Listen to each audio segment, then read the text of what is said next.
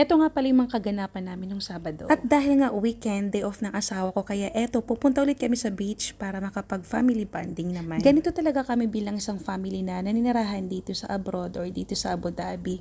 Kapag weekend talaga is ilinalabas namin yung mga bata. Kahit ako din bilang isang housewife, gusto ko rin talagang nakakalabas rin talaga ako kasi nga lagi na lang kami nandito sa bahay araw-araw. Alam mo yung pasyal sa CR, pasyal sa kusina, pasyal sa sala, yung mga ganon. Kaya naman pag weekend na talaga niyaya ko na rin talaga tong asawa ko na lumabas kami. Pero alam niyo ba, mas gusto ko talagang pinaglalaro tong mga batang to sa labas kesa mag-cellphone na lang sa bahay. Gusto ko rin kasing iparanas sa kanila yung mga ginagawa natin dati nung maliliit pa tayo, yung naglalaro talaga sa kalsada, naglalaro sa mga park, naglalaro sa buhanginan, yung mga ganon. Kaya eto yung gusto ko talagang ipaano sa kanila para naman maging active din yung katawan nila. Etong asawa ko kasi kahit dati pa man, hindi rin talaga siya mahilig sa mga ganito, yung sa park, yung sa dagat. Kaya simula nung naging mag-asawa na kami, naging magkakilala kami, doon niya lang din natutunan yung mga ganito. Pero nang dahil sa akin, nai-enjoy niya na ngayon yung mga ganito, yung nature, yung camping, yun yung nakuha niya sa akin ngayon. Dati kasi hindi rin talaga siya mahilig sa mga ganito, buti na lang talaga.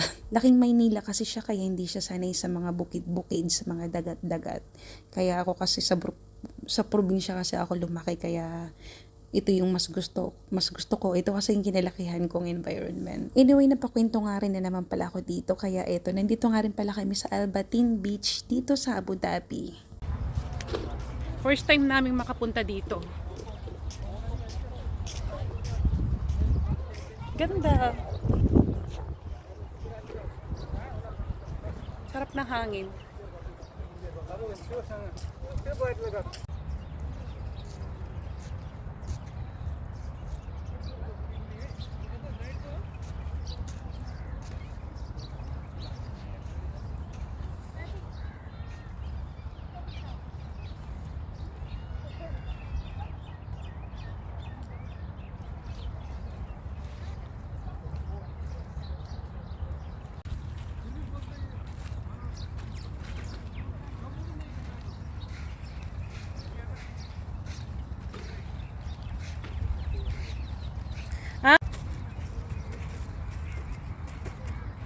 Medyo madami yung tao ngayon. Ay, ang ganda ng weather ngayon. Hindi masyadong mainit. Hindi rin masyadong malamig. Ewan ko lang yung tubig kung malamig. Paglalaroin lang naman namin yung mga bata dahil sa buhanginan. Kasi nga pag Sabado nasa bahay lang naman kami, naglalaro lang sila, puro cellphone. Kaya sabi ko nga, mas maganda nang maglaro sila sa labas, sa mga ganito, sa tabi ng dagat. Daddy, are you going to come there? Para hindi na lang cellphone lagi, di ba?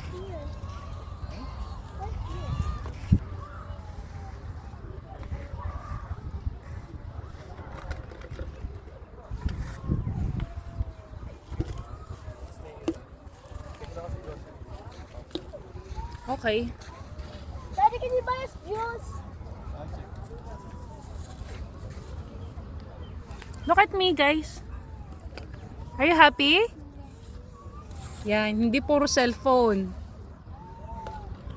Ay! Ang ganda dito. Ay, ito yung mga gusto ko sa tabing dagat, sa park. Para naman hindi laging nasa bahay lang, di ba? Ay, sarap ng panahon. Ito yung magandang ilabas ngayon, yung hindi pa masyadong mainit, tapos hindi pa masyadong malamig. Hindi na masyadong malamig pala. Kasi nga patapos na yung winter. Ayan yung dagat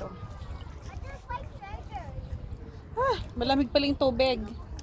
Ang lamig ng tubig.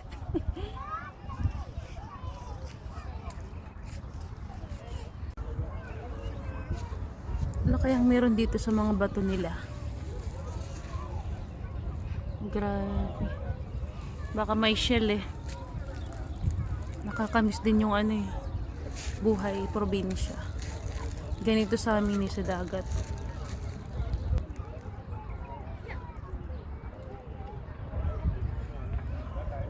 Baka may isda Ayan, may siya, may shell. Tingnan natin. Tuwad. Tuwad ang tawag dito sa amin. Ayan, oh. Diba? May tuwad. May mga shell siya dito. Ayan, oh. Ayan, oh. Hindi siya masyadong familiar.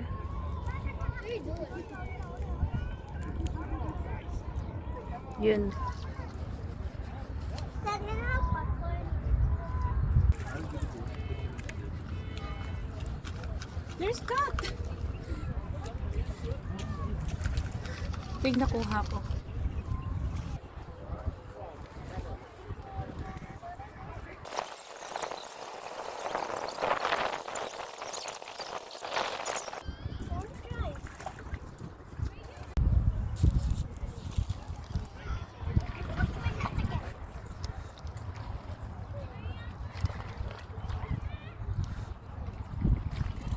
Let's go, baby! Go, go, baby! Wanna get water, mommy? Wanna get water?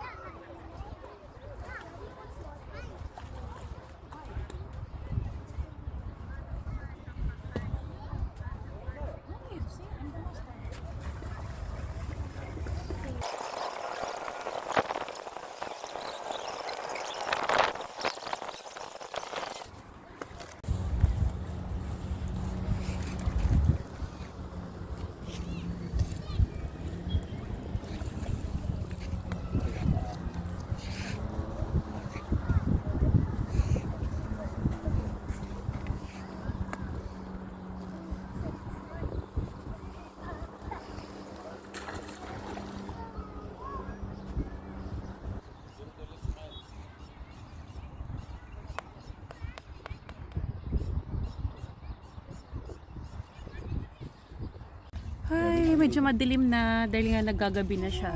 6, alas 6 na ng hapon. Gabi. Hungry na siya. Ayun. Wala nang mga nagsiswimming. Pinaalis na. Kasi nga ano na siya. Ang tawag niyan? Iftar na? Iftar na. Sarado na, bawal na mag-swimming. Hindi na lang yung tao. Pwede na lang maglaro. Tambay-tambay. Ganun. Sarap lang ng ganito. What's that? Ngata mo? There's a big fish. What is that? There's a big fish like this, baby. There's a big fish like that. Malis na ata yung guard eh. Tsaka yung bantay. Pauwi na kami. Tapos na rin yung tambay namin dito. Time check is alas 7 na. Yan. Malamig na rin kasi. Baka sipunin pa tong mga bata. Kaya maho na rin.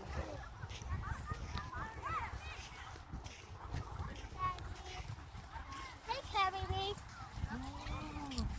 Daddy, don't touch me.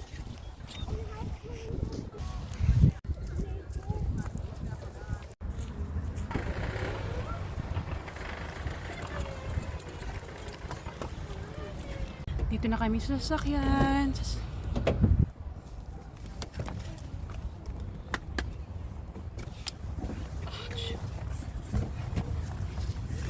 Because you Bald hair. Na kami sa bahay. Thank you for watching. Goodbye! Bye-bye.